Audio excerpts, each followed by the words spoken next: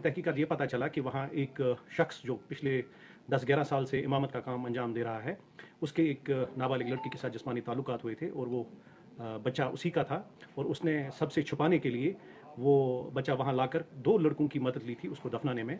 लेकिन उन लड़कों को उसने कहा था कि ये कुरान पाक है, ये शहीद हुआ है और अब मैं इसको दफन करना चाहता हूँ। उन बच्चों को थोड़ा सा शक हुआ उस पर, उन्होंने मौलवी के जाने के बाद वो खोदा और वहाँ से जब वो बच्चा निकला तो उन्होंने इन्फॉर्म किया और उसके बाद इन्वेस्टिगेशन के दौरान मौलवी अरेस्ट हुआ है। अस्सलाम वालेकुम दोस्तों, उम्मीद है आप सब खैरियत से होंगे। दोस्तों, जो ये वाक़या कुंजर टंगमरग में पेश आया, इसके रिलेटेड मैं आपको इन्फॉर्मेशन शेयर करने वाला हूँ कि ये माजरा क्या है और सीरियसली ये दिल बहलाने वाला जो है ये काम किया है। दोस्तों, अगर आपको पता ना हो तो 29 अगस्त को ये माजरा कंजर गांव में पेश आया जो कि टंगमरग बारामूला में पड़ता है।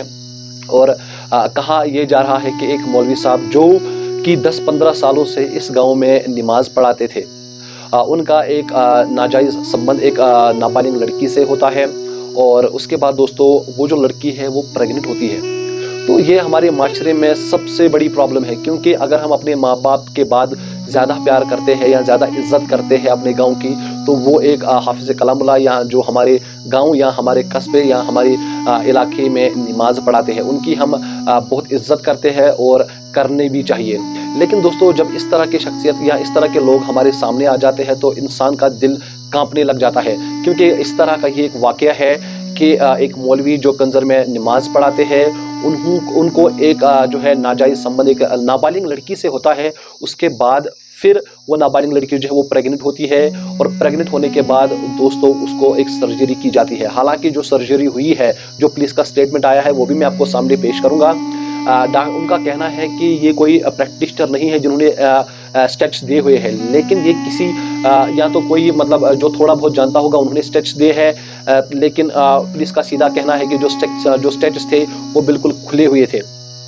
अब उसके बाद क्या हुआ, जो ये बच्चा था इसको जो ये मौलवी था उन्होंने कब्रिस्तान में दफनाने की कोशिश की है। और कहते हैं ना कि जब अल्लाह को किसी चीज़ को दुनिया के सामने लाना होता है तो अगर दुनिया पूरी की पूरी दुनिया इस कोशिश में लग जाए कि ये लोगों से हम छुपा ले तो वो नहीं छुपती है। इसी तरह का वाक़या हुआ है। इस मौलवी ने अपने 2 शागिर्दों या अपने 2 दोस्तों को फ़ोन करके बुलाया है कि नाउज़ुबिल्लाहि मिन ज़ालिका, यहाँ पे जो ये कुरान है ये पुराना हुआ है और इसको हमें कब्रिस्तान में शहीद करना है। तो उसके बाद फिर ये कपड़े में लिपटा हुआ था और उन्होंने इसको कब्रिस्तान में दफना दिया। अब ये जो 2 लड़के थे ये थोड़ा तेज़ थे, इन्होंने क्या किया, जैसे ही मौलवी साहब वापस गए हैं ये वापस इसी कब्रिस्तान में गए, क्योंकि उनको शक हुआ था कि कहीं ये कुछ और ना है। अब फिर से ये इसी कब्रिस्तान में गए, इसको खोदा और वहाँ पे ये बच्चा मिला। अब बच्चा मिलने के बाद फिर मौलवी साहब को पुलिस ने गिरफ्तार किया है।